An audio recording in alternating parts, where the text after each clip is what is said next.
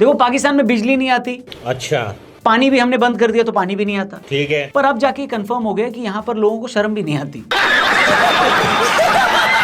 Trump को ego massage देने के चक्कर में इनके पीएम का वीडियो इतना वायरल हो गया, भाई साहब क्या बताऊं, ऐसा लग रहा था कि ये ट्रंप को अभी बैटमैन ने घोषित कर दे और खुद को अल्फ्रेड। कल पूरी दुनिया ने देखा, कल क्या मतलब थोड़े दिन पहले पूरी दुनिया ने देखा कि अगर अमेरिका चाह ले तो पूरे पाकिस्तान को 12 महीने का मुजरा भी करवा सकता है। वेल वो तो उनको हम भी करवा सकते हैं, लेकिन हाँ तो खुदा का वास्ता सारी जान छाड़ दो। वेल लेफ्टिनेंट जनरल घई साहब ने रिसेंटली जो पोल खोली है पाकिस्तान की, तब से पाकिस्तान बौखलाया हुआ है। उन्होंने बताया कि ऑपरेशन सिंदूर में भारत ने तीनों तरफ से अटैक किया, जिसमें पाकिस्तान के 100 से ज्यादा सैनिक मारे गए। So there was also cross-border firing by Pakistan immediately once the terror targets were engaged. You can see the number of ceasefire violations on the top, and this carried on for a while. And at that point in time, if you recollect my media interaction, I'd said about 35 to 40 is what our estimate was. But the Pakistanis, possibly unwittingly, let out their awards list.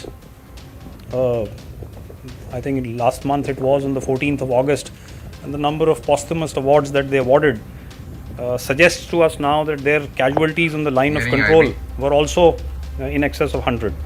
इस briefing में उन्होंने 3 चीजों के बारे में बताया। पहले तो बोला कि भारत में आतंकवादी हमला अब युद्ध की कार्रवाई मानी जाएगी, साथ ही भारत न्यूक्लियर ब्लैकमेलिंग नहीं सहेगा और आतंकवादी और उनके स्पॉन्सर्स दोनों को एक ही श्रेणी में माना जाएगा। ये पिछले 4 हफ्तों में पाकिस्तान को चौथी बड़ी चेतावनी थी। और जिस अमेरिका अब्बा हजूर की शान में मुजरा करते हुए पाकिस्तानी सरकार को लगा कि अमेरिका उसे बचाने आएगा, उसका नतीजा ये हुआ कि पिछले 2 दिनों से अफगानिस्तान पाकिस्तानियों को रोस्ट कर रहा है, वो भी डीप फ्राई में भाई साहब। अफगानिस्तान के कंधार के स्पिन बोल्दाक और खैबर पख्तूनख्वा के कुर्रम बॉर्डर इलाकों पर भारी गोलाबारी की गई है। इन सभी इलाकों पर अभी आपातकाल लगा हुआ है। ध्यान देने वाली बात यह है कि पाकिस्तान के मेन बॉर्डर क्रॉसिंग पॉइंट्स चमन और तोरखम को दोनों देशों ने बंद कर रखा है, जिससे व्यापार और आवाजाही पूरी तरह से ठप है। अफगानिस्तान की सरकार ने दावा किया कि पाकिस्तानी सेना ने पहले हल्के और भारी हथियारों से फायरिंग की, जिसमें अफगानिस्तान के कम से कम 12 नागरिकों की मौत हुई और 100 से अधिक घायल है, जिसमें बड़ी संख्या में महिलाएं और बच्चे भी शामिल थे। स्थानीय अस्पतालों में इमरजेंसी घोषित कर दी गई है और रक्तदान की अपील की गई।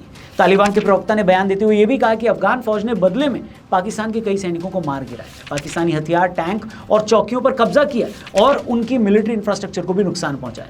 अफगान पक्ष का दावा है कि उन्होंने कुछ पोस्टों पर अधिकार किया और वहां पाक सैनिकों के शव भी मिले।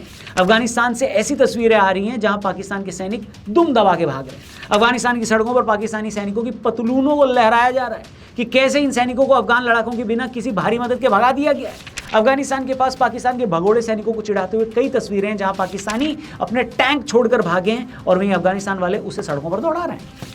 अब ध्यान दीजिए कि इस्लामिक मुल्कों में खुद को सबसे पाक कहने वाला नापाक पाकिस्तान अफगानिस्तान की मस्जिदों को निशाना बना रहा है और फिर ये खुद को इस्लाम का सबसे बड़ा सिपाही भी दुनिया में बताते फिरते हैं। अफगानिस्तान में मारे गए पाकिस्तानी सैनिकों की लाशों का वीडियो बनाकर भी वहां सोशल मीडिया पर डाला जा रहा है। यहाँ तक कि भगोड़े पाकिस्तानी सैनिकों की पैंटों को, पतलूनों को भी अफगानी दिखा रहे हैं कि कैसे पाकिस्तानी सेना के जवान अपनी पतलूनें छोड़कर बचाते हुए खुद को भागे। उधर खुद पाकिस्तानी सरकार में अंदरूनी कलह की ये तस्वीरें भी देखने लायक है। जिस देश की आर्मी का सो कॉल्ड फील्ड मार्शल अपनी आर्मी से ऐसा करवा रहा है, वो आदमी ट्रंप का फेवरेट है। वैसे ट्रंप का ऐसा कहना बताता है कि ये एक बहुत बड़ी सच्चाई है कि अमेरिका सिर्फ बिजनेस रिलेशन रखना चाहता है किसी भी देश से। उसका स्ट्रैटेजिक पार्टनर आज भी पाकिस्तान ही है। इसमें हमें डरने की जरूरत नहीं है भारत को। अमेरिका को यह साफ पता है कि चीन के बाद सिर्फ एक भारत ही है जो पूरी दुनिया में उसकी मोनोपोली को चुनौती दे सकता है। भारत को अगर उसे परेशान रखना है तो पाकिस्तान को अपने खूंटे से बांध कर रखना होगा। पाकिस्तान भी इस बात को अब समझ चुका है कि वो अमेरिकन कैंप से बाहर नहीं निकल सकता। वैसे आप निकल सकते हैं कहाँ? इस वीडियो से जाते हुए डिस्क्रिप्शन में जरूर जाना, हमारे लेटेस्ट पॉडकास्ट को जरूर देखना। अंपायर अनिल चौधरी के साथ ऐसी बात हुई ना इस पॉडकास्ट में कि इस पॉडकास्ट के ऊपर तो लोगों ने न्यूज़ आर्टिकल छाप दिया है। ठीक है, तो इस पॉडकास्ट को देखकर बहुत सारी नई बातें आपको पता चलेंगी, क्रिकेट से जुड़ी, क्रिकेट की पॉलिटिक्स से जुड़ी हुई। आप देखना, एंजॉय करना। लेकिन इस वीडियो के बाद लिंक डिस्क्रिप्शन में पिन कमेंट में दिया। फिलहाल आगे बढ़ते हैं। तो दोस्तों, शर्म अल शेख में 13 अक्टूबर 2025 को हुई ऐतिहासिक अंतर्राष्ट्रीय शांति बैठक ने वेस्ट एशिया की पॉलिटिक्स को पूरी तरह से हिला डाला है।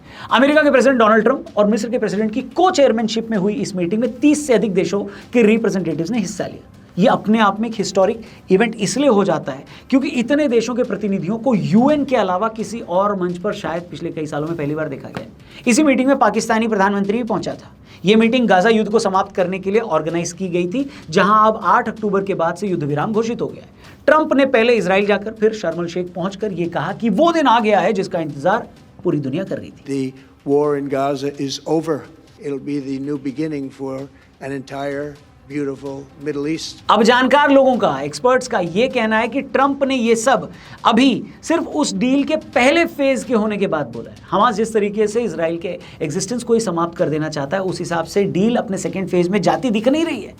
इसके अपने रीजंस हैं। सबसे पहले तो इसके सेकेंड फेज में हमास के लड़ाकों द्वारा हथियार छोड़ने की बात लिखी है। हमास इस बात को जानता है कि इजराइल मौका मिलते ही हमास को खत्म कर देगा। 7 अक्टूबर 2023 को जिस नरसंहार को पूरी दुनिया ने देखा, इजराइल ने देखा, वो मानवता को शर्मसार करने वाला था। सोचिए कि वो अरब वर्ल्ड जो फिलिस्तीन के लिए हमेशा खड़ा रहता था, इस नरसंहार को देखकर वो भी पीछे हट गया कि वो हमास के साथ नहीं है। इजराइल सिर्फ इसलिए अपने फाइनल असॉल्ट की तरफ नहीं बढ़ रहा था क्योंकि उसके नागरिकों को अगवा करके रखा गया था। वो उन अपहरण किए लोगों को वापस चाहता था। अब जबकि उसके पास उसके लोग पहले फेज की डील के बाद वापस आ गए, तो इजराइल हमास के हर उस आखिरी बंदे को मारने के लिए तैयार होगा जिसने उसके लोगों के साथ ऐसा राक्षसी व्यवहार किया था।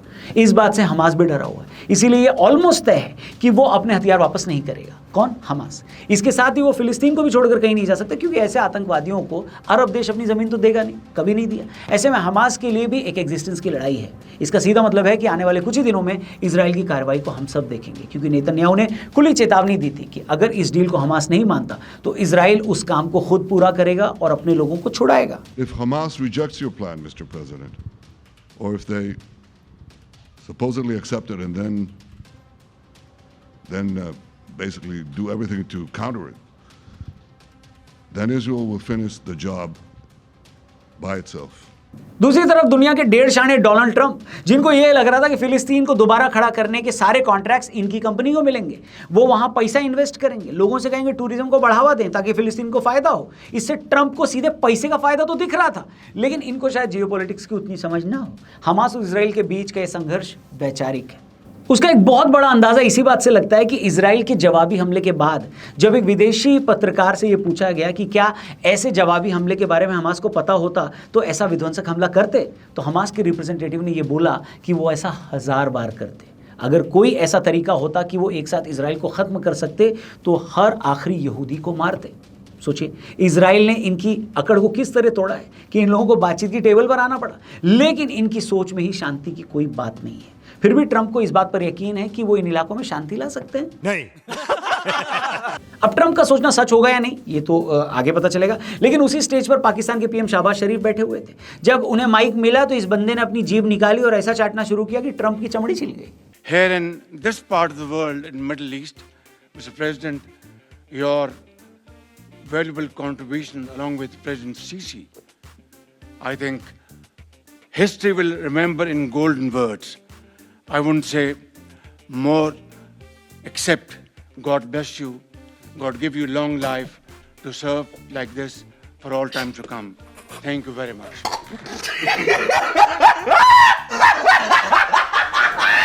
शाहबाज शरीफ की चाटुकारिता देखकर वहां खड़ी इटली के प्रधानमंत्री मेलोनी का भी एक्सप्रेशन बड़ा वायरल हो गया कि ये आदमी कितना नीचे गिरे जा रहा है। मतलब और नीचे गिरता तो सीधे बोरवेल से निकालना पड़ता। अपनी मुल्क की इज्जत को ताक पर रखकर सिर्फ कुछ चंद डॉलर के लिए इस आदमी ने पूरी दुनिया के सामने ट्रंप के इशारे पर जो मुजरा किया है ना, वो उन 0.1% पाकिस्तानियों को भी शर्मिंदा कर देगा जिनमें थोड़ी बहुत शर्म बची है। अरे चाटना है चाटिए, जितना चाटना है चाट चाट के लाल कर दीजिए। साथ ही प्राइम मिनिस्टर मोदी की तारीफें करते हुए ट्रंप ने शहबाज शरीफ से पूछ लिया कि आशा है कि अब इस इलाके में शांति रहेगी। इस बात को कंफर्म करने के लिए ट्रंप ने पीछे खड़े शहबाज शरीफ तक से पूछा कि बताओ भाई रहेगी ना, और एक पालतू की तरह वहां खड़े शहबाज शरीफ ने भी हाँ में सर हिला दिया। ये देखो, India is a great country with a very good friend of mine at the top, and he's just done a fantastic job. And I think that Pakistan and India are going to live very nicely together, right? That's not a very nice. They are. मैं तो इतना sure हूं कि अगर Trump शरीफ को तुरंत एक गिलास पानी लाने को भी बोलता ना, तो शरीफ जाके पानी भी ले आता कि जी मालिक ले आता हूं। लेकिन भारत यहां से किस तरफ चलेगा? भारत को यह पता है कि इस आदमी को कम से कम 3 साल तो और झेलना है। इसीलिए भारत ट्रंप को मुंह लगाने की फिराक में बिल्कुल नहीं, चाहे वो कुछ भी बोले। भारत का जो टॉप लीडरशिप है, शीर्ष नेतृत्व है, उनकी तरफ से इसका कोई जवाब कभी नहीं आएगा, ना आता है।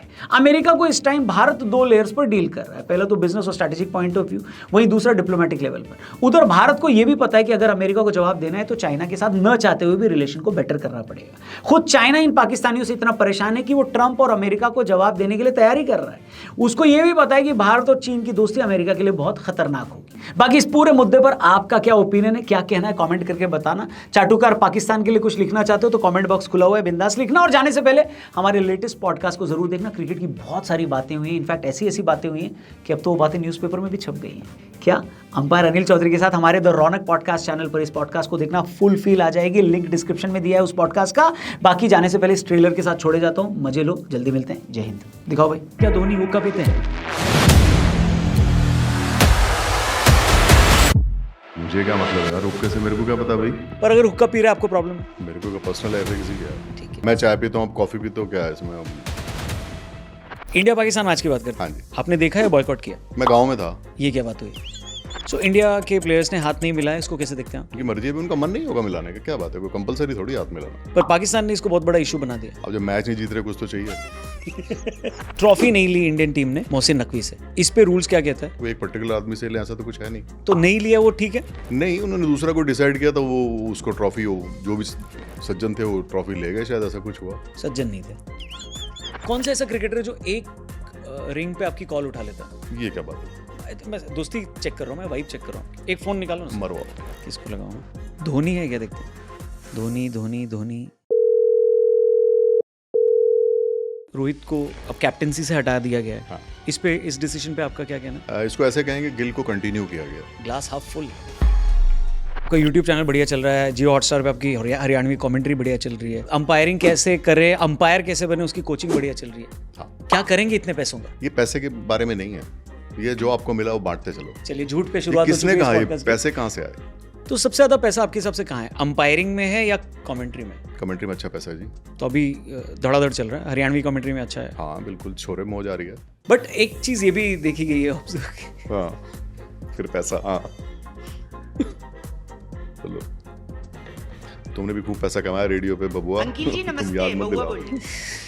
सर, लोग ये भी कह रहे हैं कि अब टेक्नोलॉजी इतनी एडवांस हो गई है कि 2 अंपायर्स का ग्राउंड में रहने की भी क्या जरूरत है, सिर्फ थर्ड अंपायर रहे। और तुम हमारे पीछे पड़ गए, आते ही पैसे से शुरू हुए, फिर यहाँ पे अंपायरिंग नॉट इजी यार। हम करते हैं, हमें पता है यार। अंपायर को हटवाने के पीछे पड़ गए तुम भी। मॉडल सही है ना, एआई आया तो अंपायर। नहीं, ये हम नहीं कर सकते, बहुत काम है अंपायरिंग में। आप लोग आउट नॉट आउट ही देखते हो, बहुत सारे काम है। हाँ, मतलब किसी को सचमुच में आती है अंपायरिंग तो बहुत काम है अंपायरिंग में। बुरा मान रहे हो सर आप? बुरा नहीं है, मतलब ये थोड़ी ना कि मैं निकल गया तो बाकी सबकी बंद करा दूं दुकान, यार ये कोई बात नहीं है।